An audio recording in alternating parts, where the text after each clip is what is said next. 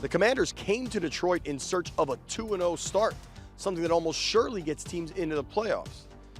Leaving Detroit, though, there's a lot of questions, big questions, about a defense that can't get stops and about an offense that's explosive at times and at other times can't seem to block for quarterback Carson Wentz.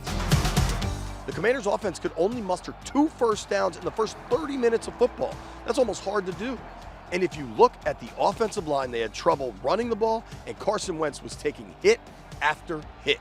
First half was very ugly. I got to be better. We got to stay on the field. We got to execute better. Again, we got to look at the tape, but it just seemed like one little thing here and there, and next thing you know, it was the end of the first half. And it was very ugly, very ugly. Just came out hot. We had to come to play. We didn't come to play in the first half. We got to come to play. They had a lot more energy than we did, I feel like.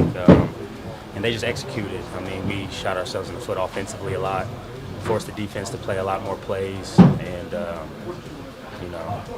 that's just not who we are as an offense, but that's what we put out on the scoreboard, nothing.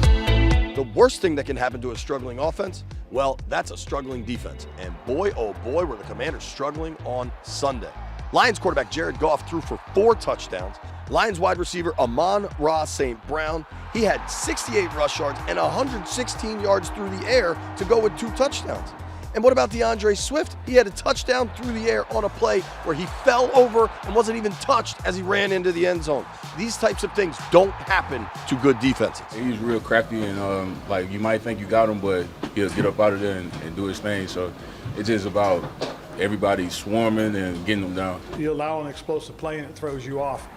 And that's really, if you look at most of their scoring drives, I believe there's at least one play over 25 yards, I think. There's corrections to be made, it's early in the season, we have a great group of guys. We're learning how to play with each other, we're out there making our plays, but it's just certain plays that we're going to need to make, that we're going to correct and we're going to make. We're competitive.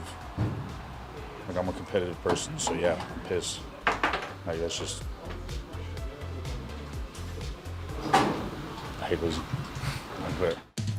But here's the thing for Commanders fans.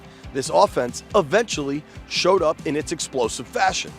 Carson Wentz was able to connect to Jahan Dotson, Terry McLaurin, and Curtis Samuel hauled in a touchdown catch. So did Logan Thomas. There are significant weapons for Wentz and this offense, but they need to click for 60 full minutes. We were able to make some plays starting with this group. As you guys know, we have a bunch of playmakers in this group, and we were able to make some plays in the second half and get us going. You can look at it as the first half was as bad as it could get for us.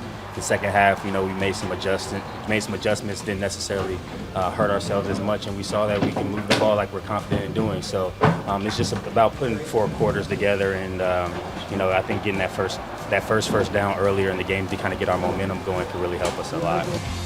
Ron Rivera had a message for his team in the locker room after the game. This is only 2 games into a 17-game season, and Washington still has a ton to play for.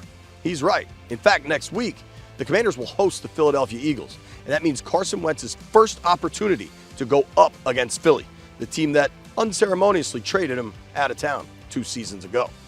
He'll be excited for that, but he wants to make sure everybody understands it's just another game. Covering the Commanders in Detroit, I'm JP Finley.